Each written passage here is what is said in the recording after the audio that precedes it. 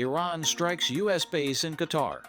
Retaliation escalates, Middle East crisis, Doha, Qatar, June 23, 2025. The Middle East just exploded. In a stunning act of retaliation for recent U.S. military strikes, Iran's armed forces have unleashed a powerful and destructive missile strike against the largest U.S. military base in the region, Al-Udeid in Qatar. This comes mere days after President Donald Trump announced the spectacular military success of U.S. attacks that completely and totally obliterated key Iranian nuclear enrichment facilities, including Fordo, Natanz, and Esfahan. Trump, who recently visited Al-Udeid, had warned that America's military would answer our enemies without even thinking about it if threatened. Now that threat has materialized.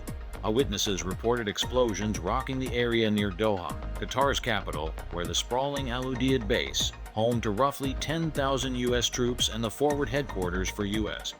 Central Command, is located. The U.S.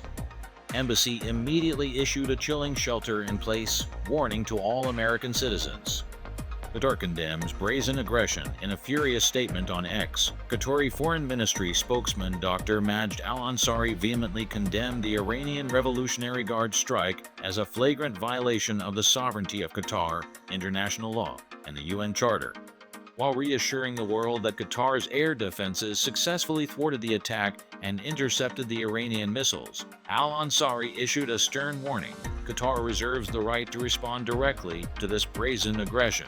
He stressed that the continuation of such escalatory military actions will undermine security and stability in the region, dragging it into situations that could have catastrophic consequences for international peace and security.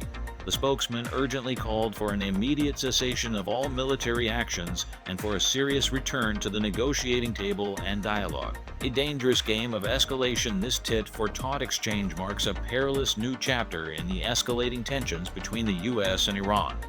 Just last Saturday, President Trump, flanked by Vice President J.D.